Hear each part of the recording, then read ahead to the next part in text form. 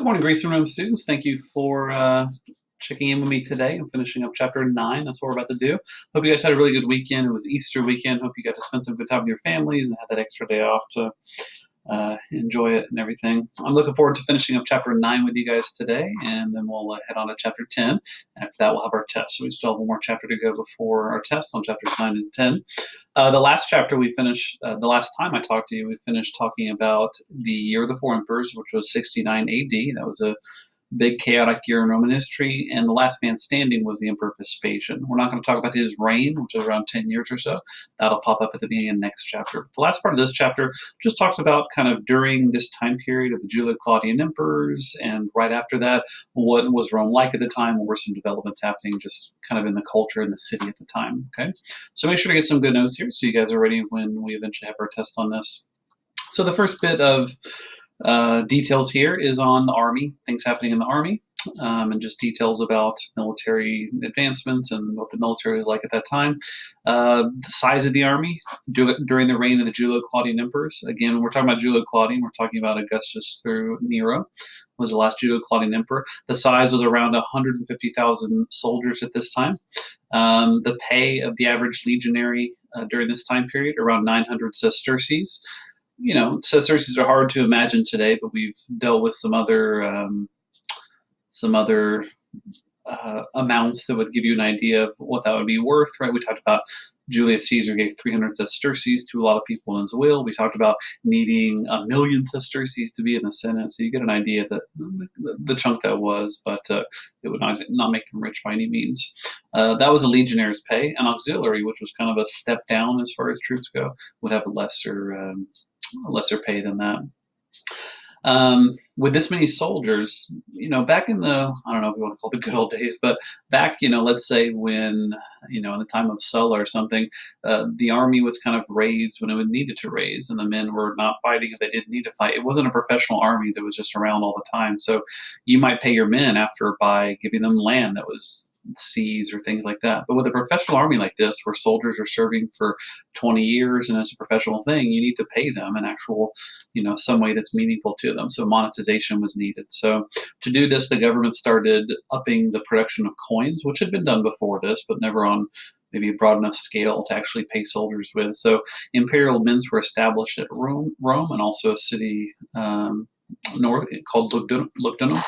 And these would be printing off coins, a lot of times with pictures of the emperor or gods or different things in order to pay soldiers and for people to trade and use for commerce. And this allowed trade to kind of pick up a little bit as these things were kind of recognized as official payment, official money that people all around the empire could say, yeah, this was kind of an official thing that I can trust. As far as the economic situation in Rome, in general, obviously not everyone's going to do perfectly, but in general, the economy improved during the reigns of the emperors. It might have been because the wars calmed down, at least until we get to 69 AD with that huge war. But during the reign of the Julio-Claudian emperors, you have the internal wars cease for a while. You have Augustus ruling for 40 years. You have, you know, Tiberius ruling for over 20 years. And so you have some stability, which is usually when economies do well, is when there's some stability and less uncertainty and chaos. Okay. Now, what was the emperor's relationship like with the people themselves? How did the emperor keep power? One term that's important to know, and I'm sorry, I might need to move myself here.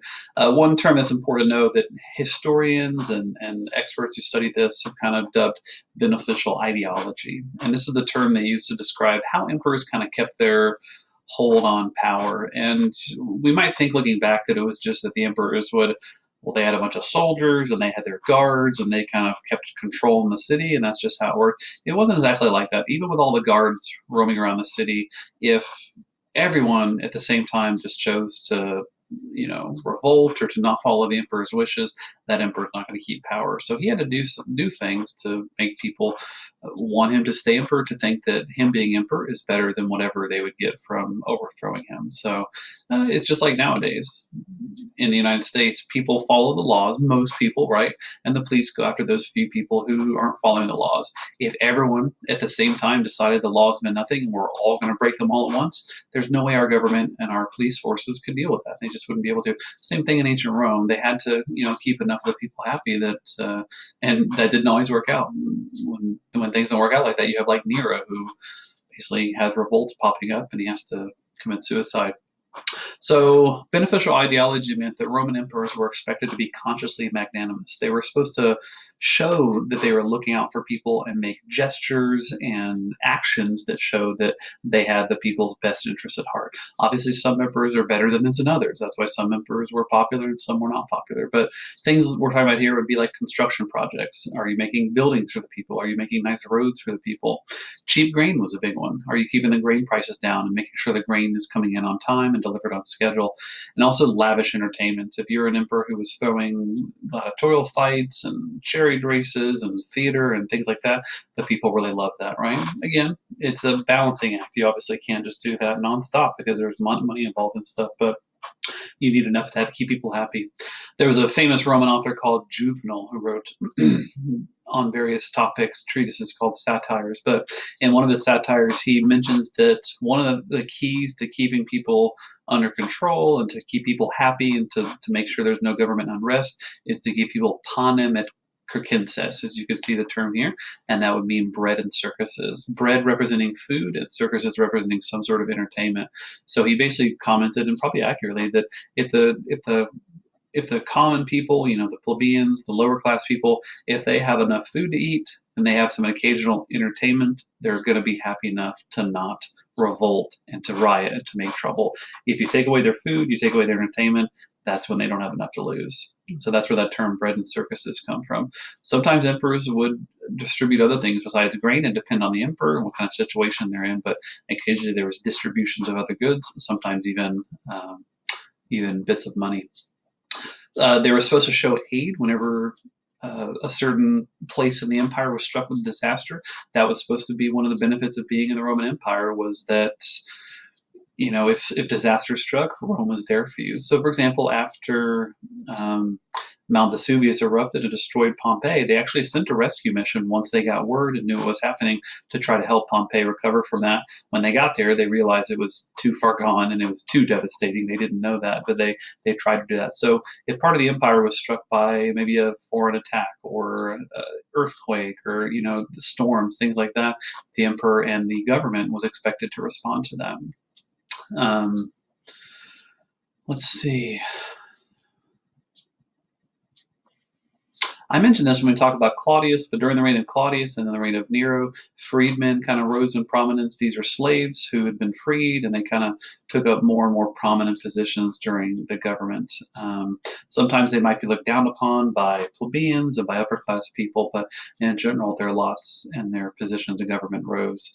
The people who were considered elite, patricians, people of nobility, people who come from powerful families, even though we talk about them a lot just because they're kind of prominent and stuff, people like Julius Caesar, the political elite would make up a very tiny percentage of the empire's population. They were just kind of the cream of the crop as far as this goes, is what I'm saying. And even though we give them a big prominence as we talk about history, they would have been not even 1 out of 10 people. We're talking about 1 out of 1,000 or so people. So that's what beneficial ideology is. And hopefully you recognize this term here. There was a episode of the original Star Trek called Bread and Circuses. They actually had quite a few episodes that had classical connections, but I won't bore you with Star Trek here. All right. Now, what's going on in cities and provinces, not just in Rome, but in other areas of the empire? If a city came under Rome's control, became part of the Roman Empire, one thing that, made them sometimes happy to stay with Rome, or at least content to stay with Rome, was that they were not expected to just be completely dominated by Rome. They were allowed to keep their own practices and certain parts of their own government. Yes, they had to adhere to certain things, and they might have to pay taxes or something, but they got things for that, and they were allowed to stay somewhat autonomous, having their own leaders and things like that, as long as they're respecting certain things that Rome made you do. But Rome didn't just come in and say, okay, here's a new government, here's a new language, here's a new everything. It wasn't like that. And it was probably smart because people would have been more likely to rebel. So cities would be responsible maybe for collecting taxes, running a census all around the empire, right? Counting people every so often. And some places had to give a certain number of recruits to the Roman army to make sure there was enough soldiers to serve in the army. Cities around the empire, including Rome, we talked about Rome's aqueducts, but cities would maintain their own water supply. Bathhouses were a really big deal in Roman times because most people didn't have any sort of way to bathe in their home, or no good way. You didn't have running water or anything like that. Cities would maintain buildings and also law and order. It would kind of vary city by city. Do they have some sort of guards that could be called upon, or is there some sort of fire brigade if a fire broke out? That would vary widely by city. What about the population of the entire ancient Roman Empire at this time? It's really hard to tell. We have little bits of census information here that we won't have any great details, unfortunately, exactly. But from the estimates I've seen and what the book tells us is that maybe at this time period in the first century, 50 to 60 million people living in areas under Roman control. That's a pretty massive empire, right? If we think about the ancient world, that is a lot of people to be under the same government, to be under the same flag. So it's really remarkable. Cities grew during the Roman Empire. In general, people moved to the cities because they were places of work. Also, Rome tended to build better roads than had ever existed before to certain towns that made them grow. So in general, urban living in cities were a bigger thing in Roman time, and people were flocking there from outside the city to get work and entertainment, things like that. In the city, you could find temples, you could find theaters, apartments, things you couldn't find if you're living in a tiny village or living somewhere in the countryside. Um, Augustus and Claudius were especially focused on maintenance and updating things and upgrading and keeping track of certain things. So both of them initiated maintenance of roads all across the empire. That was a big deal because then trade and especially military soldiers could move on those roads. Archaeological evidence also showed that luxury goods were being traded more at this time, which just shows the economy improving and people having a little money to spend on luxury. So from this time period, we find at certain archaeological sites glass bottles, which, believe it or not, are kind of a luxury back then, ceramic lamps, strigils, combs, dolls for little children, etc. Strigil, probably not a term maybe some of you heard of, I'm sure, especially my customs experts out there, but not all of you have heard of that. Strigil is actually this thing right up here.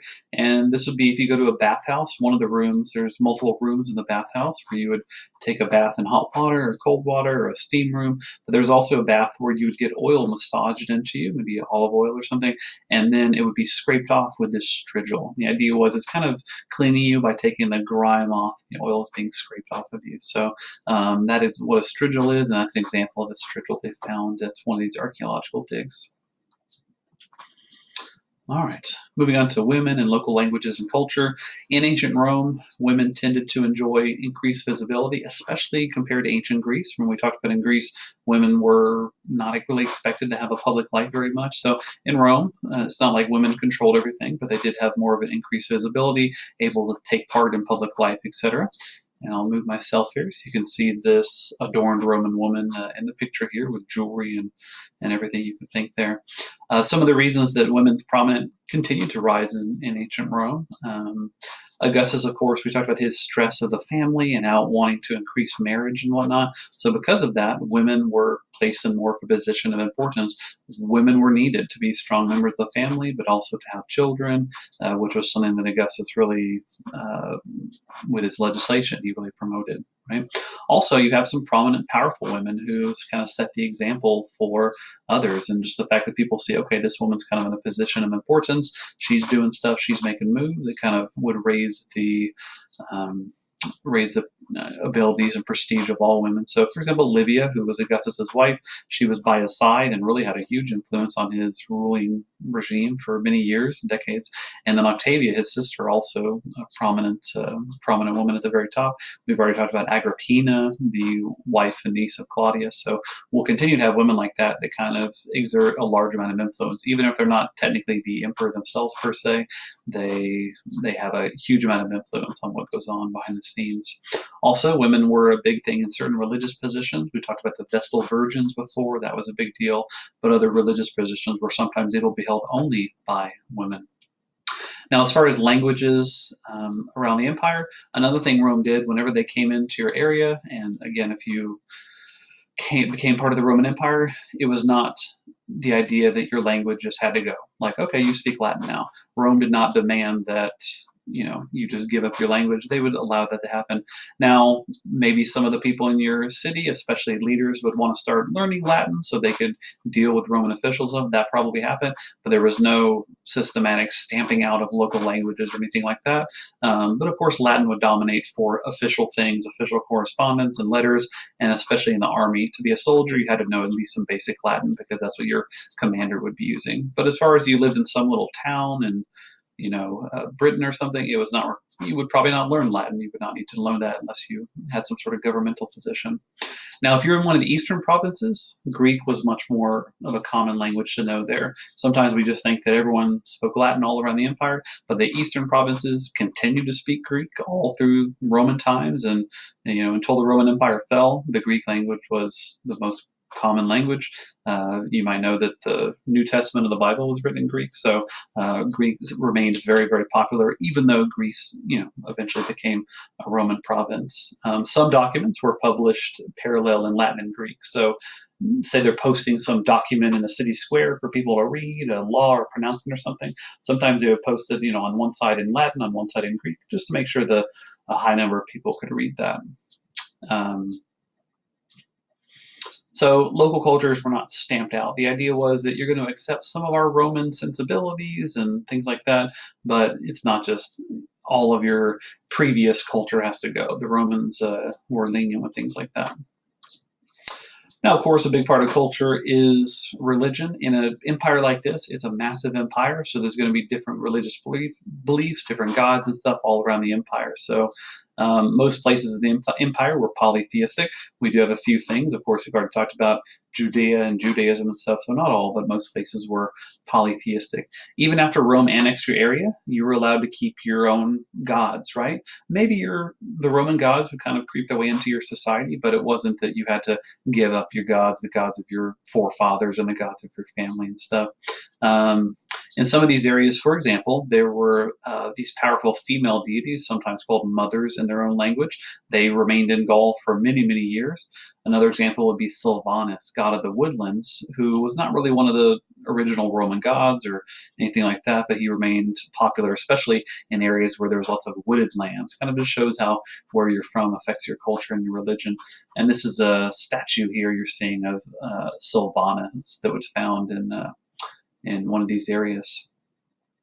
One thing that sometimes happened was that one of your local gods, and no one would make this happen, it would just happen naturally over a period of years. One of your local gods would kind of become uh, kind of merged in people's minds into one god. Basically, this historians nowadays call this interpretatio. But basically, a foreign deity and a Roman god would kind of become equivalent in people's minds, and sometimes the name would even be shared. So, for example, there was a god of war, of Mars, of course, the god of war. We know the Roman god, but from another religion, Balena was their god of war. So eventually, they called their god of war Mars Balena. Those ideas kind of came together in their heads. We actually dealt with this last semester. Those of you who remember when we got to Alexander the Great and he went to Egypt, he visited a temple to the god Zeus Ammon. If you remember, that was an Egyptian god that had kind of become inflated with Zeus, and so their god was called Zeus Ammon. Kind of a similar thing with some of the Greek gods in places where Greek culture had spread. So basically, Rome largely allowed you to believe and practice your religion as long as you didn't actively reject the Roman religion, right? You weren't trashing the Roman gods, you weren't knocking down, statues and altars and things. As long as it wasn't that, in general, you were allowed to practice your religion and keep your original gods. But the Romans were not always completely tolerant, of course, especially with monotheistic religions or with religions who they thought posed some sort of political threat. That was the main thing with Rome. They weren't worried much about the religious threat, they were worried about the political threat. So, for example, Druidism was a source of resistance, that old religion, and so Rome took a hard line against the Druids because the resistance was wrapped up into that. They thought it wasn't just a religion. And also, of course, Judaism was a big problem for the Romans because it was not just monotheistic, but the Jews were very strict that they couldn't recognize, obviously, any other gods. So the idea that the Romans would say, okay, you can keep your God, but why don't you also worship the emperor or something. Obviously, to Jews, that was not something they could do or wanted to do. And eventually, the same would be true with Christians as well. That it was antithetical to their religion that they could do that, and so that's where the Romans eventually had problems. Was what they would call obstinate religions, who are not, flexible and adaptive. Okay. And of course, we'll talk specifically about Christianity and Christians here. You probably notice we're getting into the Christian period.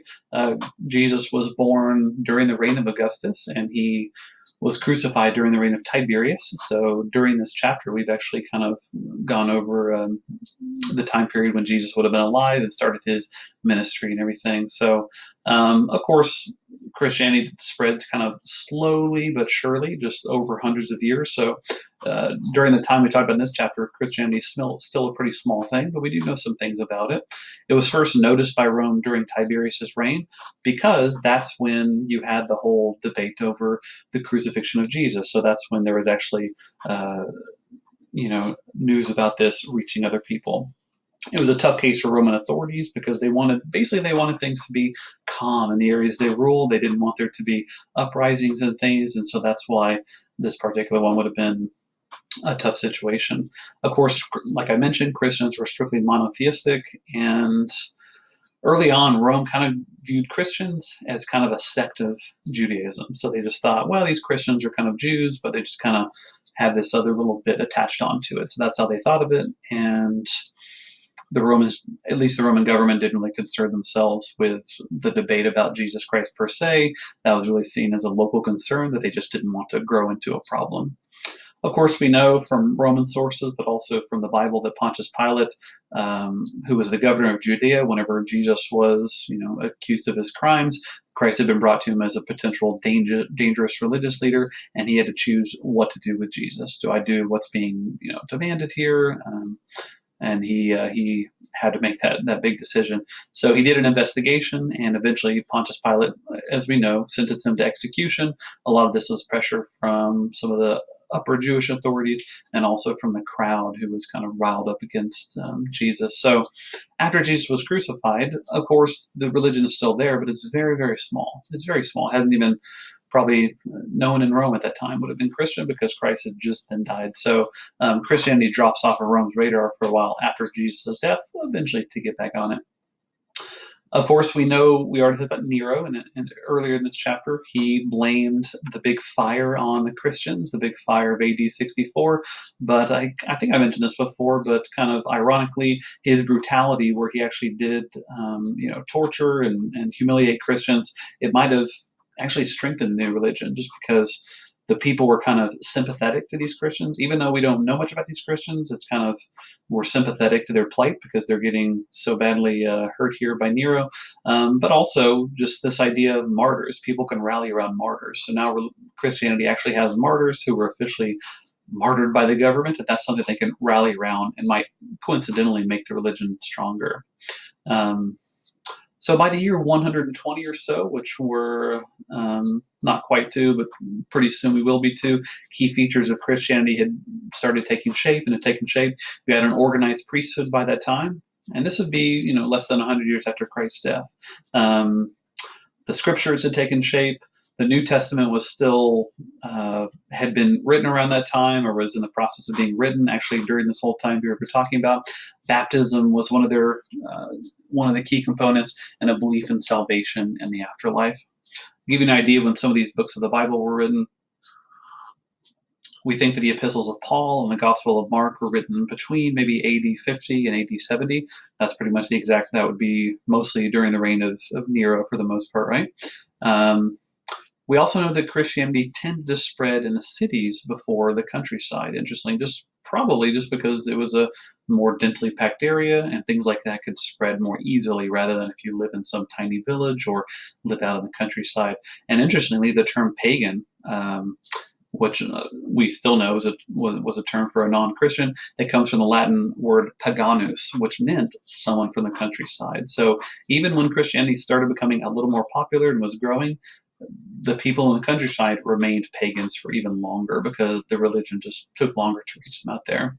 And just to be clear, at this time period, even in the early 2nd century AD, Christianity still a very small religion. Most people would not know much about it, and certainly most people would not be Christian. So it's still one small religion of many religions all across the empire. So later on, we'll be able to talk about its growth, but not quite at this time. It's still relatively small.